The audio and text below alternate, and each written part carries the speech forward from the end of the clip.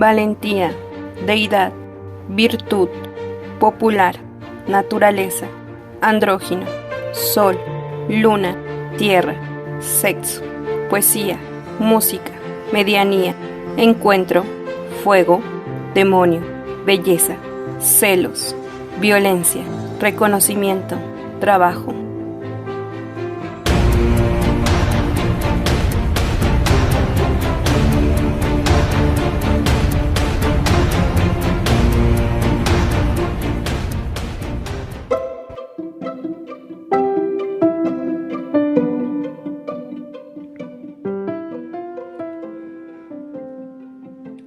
Hablaremos del banquete. Del banquete, un diálogo de Platón, que esta obra es considerada como esos textos o aquellas máximas herencias o legados que un filósofo realice para la posteridad. Desde esta trinchera o desde este concepto de legado o de herencia, podríamos decir que en lo relacionado a la filosofía sería una prenda bastante interesante porque deja ver 3 puntos que han transcurrido toda la historia de la filosofía. Normalmente se habla de que la filosofía no es práctica. Bueno, esto los dicen los que no saben filosofía.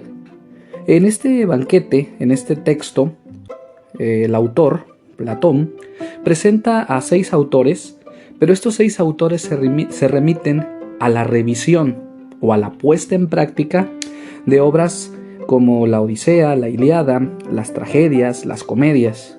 Pero dentro del mismo texto nosotros encontramos una parte práctica, es decir, la concreción de los 6 discursos, y esa concreción se ve en el personaje que es Alcibíades, que es el sujeto que llega hasta el final de la narración, ¿no?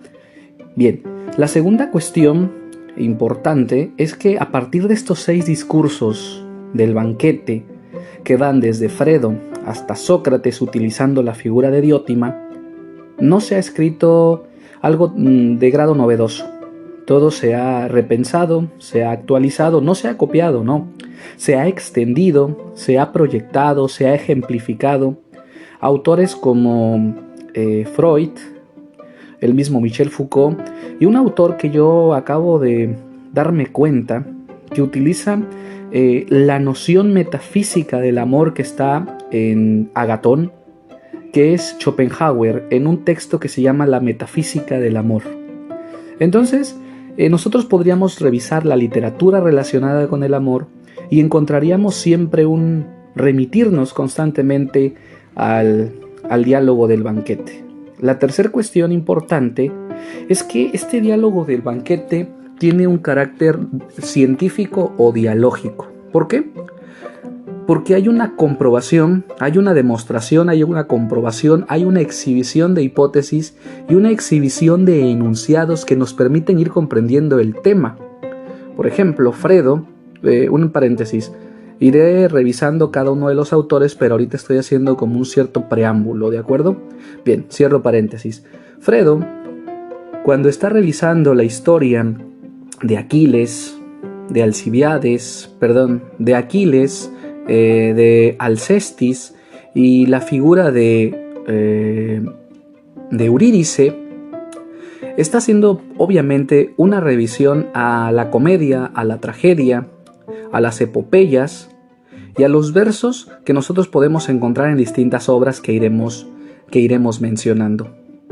Entonces, el banquete también es una síntesis histórica que nos permite ir conociendo de manera pincelada ciertas nociones de la literatura o ciertas nociones con las cuales el mundo griego se explicaba al mundo, ¿de acuerdo? O su horizonte.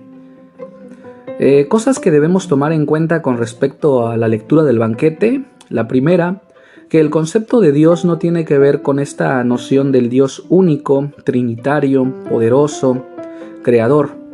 En el banquete o en la obra griega, Dios sí es un creador, pero es un creador que los griegos sabían que era invención de ellos. O sea, los griegos no tenían la ilusión de que Dios los había creado, no. sino que la figura de los dioses era una forma discursiva en los que ellos iban pudiendo explicar, relacionar o entender su hemisferio. Por ejemplo, veremos a Polimnia, veremos a la musa Urania, veremos a Poros, veremos a Penia, veremos por supuesto a Apolo, a Zeus, a Hermes, a muchos personajes del panteón griego, que panteón quiere decir lugar de los dioses, en donde ellos están haciendo a través de estas figuras o estas metáforas el sentido de su pensamiento, el sentido de su relación social y el sentido de su vínculo con el otro íntimo, ¿sí? Entonces, esto es importante recalcarlo. La otra cuestión es que hoy, desde estas concepciones de género, podríamos hablar de cierta homosexualidad. Pero en el banquete la homosexualidad no tiene que ver hoy con lo transexual, con lo transvesti, con lo gay. No. Allá la homosexualidad se vería desde un concepto de normalidad. Es decir, las relaciones homosexuales junto con las relaciones heterosexuales tienen un sentido diferente. La relación heterosexual tendría que ver con la propagación de la especie, es decir, el cumplimiento de una física biológica, y las relaciones homosexuales tendrían que ver con el cumplimiento de una metafísica del amor, ¿no? Hoy en día, desde el concepto o el paradigma del feminismo, podríamos hablar de cierto machismo.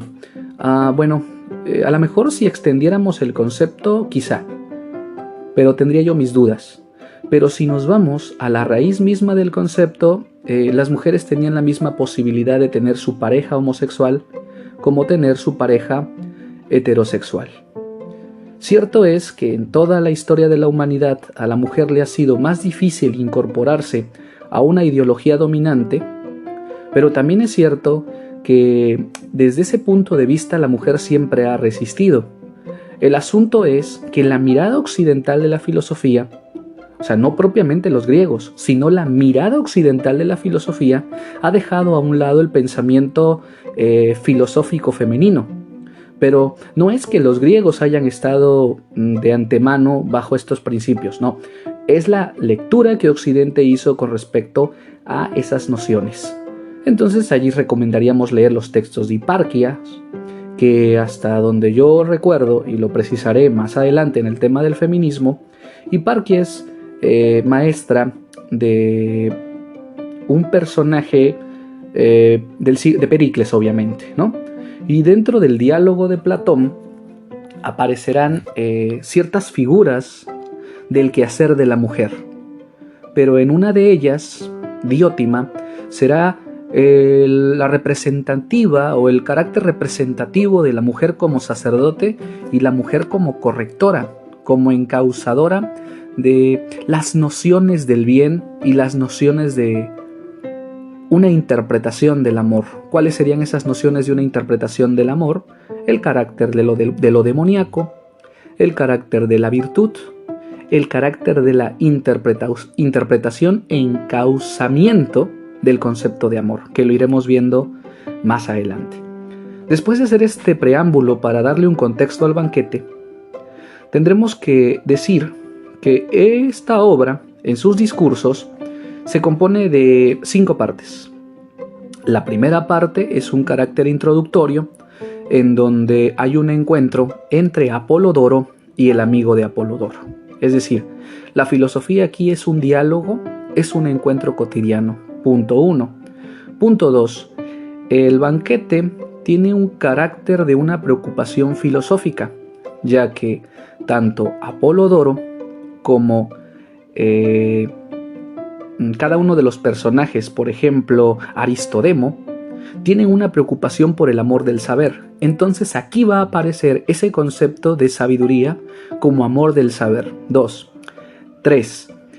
Es un texto que narra la cotidianidad del mundo griego, cómo celebraban, cómo festejaban cierta clase social de los griegos, y que obviamente esto a gran escala, porque es la casa de un hombre sabio que es Agatón, pero en las otras casas que a lo mejor no habitaran hombres sabios como Agatón, también había cierta convivencia o cierta relación o vínculo o entendimiento, de convivir o compartir. 3. 4. Hay un carácter dialógico, porque no va a haber un discurso preponderante, no. Va a haber un conjunto de discursos y que cierto es que al final el discurso de Sócrates será el más elaborado o el más complejo y que su tendencia no irá por la poesía o por la metáfora, sino como los primeros puntos de un pensamiento racional con respecto al amor. 3. El cuarto punto que debo considerar para esta explicación es la importancia de que los filósofos en el banquete, o los pensadores en el banquete, no son todos hijos de una misma disciplina. ¿Sí? Está el poeta, está el retórico, está el médico, obviamente está Sócrates, que Sócrates como tal no tiene un oficio. Él fue militar, según los va a narrar el mismo Alcibiades, pero no tiene como tal un oficio. Encontraremos por allí al personaje de Apolodoro, que Apolodoro representa a un sujeto que se dedica al carácter económico, al carácter administrativo de la sociedad, al carácter legislativo, o desde otro punto de vista era el contador de la época de aquel entonces, ¿no? la época griega. Aquí es importante que en este debate, en este encuentro, en este intercambio dialógico de ideas, obviamente, no está dominando una disciplina, va a dominar la razón, y todos entienden el vocabulario en el cual se está hablando. Eso es importante, porque cuando lleguemos a la reflexión que hace Diótima en voz de Sócrates, nos percataremos que en aquel momento las ciencias tenían su objeto de estudio, pero que ese objeto de estudio en algún punto, en alguna vértice, en alguna directriz, ellos se encontraban y podían debatir sobre temas en comunes. Por ejemplo, el amor. Erixímaco es un médico, ¿no? Aristófanes es un retórico político. Entonces es muy importante aquí, el mismo Alcibiades es un general del ejército. Entonces, en cierto modo, aquella época nos habla de algo el cual hoy no entendemos, o lo cual hoy no entendemos, que es esos puntos comunes donde con ciertos temas se pudieran conectar distintas disciplinas. Y yo creo que allí habría que hacer una parte reflexiva de darnos cuenta que aquello que realmente en el tiempo es atrasado, en la realidad nos lleva un paso adelante hoy que queremos el trabajo de la inter o la transdisciplinariedad o la multidisciplinariedad. Otra cosa importante que debo dar como introductorio es que el banquete tiene una tercera parte que es el diálogo, que son los diálogos, que los iremos viendo. Una cuarta parte es a un Sócrates interrogando o interpelando a Agatón. Una tercera parte. Una cuarta parte es el discurso de Sócrates, que es una síntesis interpretativa o hermenéutica, que se entiende que Sócrates, a través de la figura de Diótima, va a ir analizando cada uno de los discursos desde Fredo hasta Agatón. Y hermenéutica, ¿por qué? Porque Sócrates, a través de la figura de Diótima, va a ir interpretando esos misterios que han ido asomándose en cada uno de los discursos. Por ejemplo, el amor a la naturaleza lo va a exhibir Erixímaco. Pero esta cuestión freudiana de la media naranja o la media esfera la va a exhibir Aristófanes. La parte de la valentía la va a exhibir Fredo. La parte de la poesía, de la mística del amor, la va a exhibir Agatón. Entonces, el cuarto punto o el cuarto elemento importante que debemos considerar en esta obra del banquete es que Sócrates, a través del personaje de Diótima, hace un recuento y un poner en un escenario adecuado cada una de las interpretaciones del amor. En la última parte del banquete, o llamémoslo la penúltima parte del banquete, es un ejemplo de un hombre que va pasando por los distintos estadios del amor exhibido. Y la última, la parte del cierre, es que en esta obra del banquete, todo lo que digamos o lo que sepamos de Sócrates lo sabremos a través de las últimas páginas del banquete, desde el discurso de Alcibiades hasta que Sócrates sale del banquete junto con Aristodemo y se dirige al Liceo a bañarse y a seguir trabajando. El banquete representa una obra para la posteridad filosófica. ¿Por qué? Porque nos habla de su gran personaje. Soren Kierkegaard escribe un libro que se llama Migajas filosóficas, de Sócrates a Cristo, y en la mente o en la filosofía de Soren Kierkegaard, Sócrates es un maestro de Cristo y Cristo es el maestro que va a superar, el alumno que va a superar a Sócrates. Esto es muy importante precisarlo y espero lo entiendan desde un andamio filosófico y no entremos en discusiones de eso es blasfemia. No, Soren Kierkegaard es un religioso del siglo XIX, que ahorita lo iremos viendo. Es un religioso del siglo XIX, pero que hace una crítica a la religión luterana. Aquí habría que abrir un paréntesis, lo abro. Nosotros cuando defendemos el discurso de Dios o cuando atacamos el discurso de Dios, lo hacemos desde frases, no lo hacemos desde obras. Me gustaría que si alguien no está de acuerdo con Soren Kierkegaard y no está de acuerdo conmigo por el hecho de aludirlo, me lo expresara, pero a través con una formalidad de discurso y no desde un carácter emotivo. Cierro paréntesis. Entonces, todo lo que podamos entender de Sócrates o lo que se ha trabajado sobre Sócrates es a partir de 3 diálogos: el banquete, obviamente la República y yo creo que el Fedón, ¿no? Las grandes tesis o los grandes textos en torno a Sócrates han sido desde allí. Obviamente la apología, pero la apología es una síntesis de la vida de Sócrates, ¿no? Entonces se entrelazan, se encuentran en la apología. El banquete, también debo decir, que es una obra que tiene 2 versiones. La versión de Platón, que está en los diálogos de Platón, y la versión de Jenofonte. La versión de Platón es más literaria, es más bella, es más armoniosa, es más filosófica. La versión de Jenofonte es más narrativa, de grado cronológico. Explico. A lo largo de la lectura del banquete hay ciertos cortes. Por ejemplo, el amigo de Apolodoro y Apolodoro hay cosas que no se acuerdan de lo que les dijeron. Pues en esos espacios donde el amigo de Apolodoro no se acuerda, interviene Jenofonte y saca sus personajes. En el diálogo que se da entre el amigo de Apolodoro y Aristodemo, hay cosas que Aristodemo olvida. Por ejemplo, lo que se dio entre Fredo y Pausanias, allí no se acuerda este sujeto, no se acuerda de ello no se acuerda de ello Aristodemo, entonces ahí interviene Jenofonte. Entre el discurso de Alcibiades y la salida de Sócrates del banquete, Aristodemo se queda dormido, y es allí donde interviene Jenofonte. Ojo, Jenofonte hará su versión de El banquete unos 60 o 70 años después de Platón.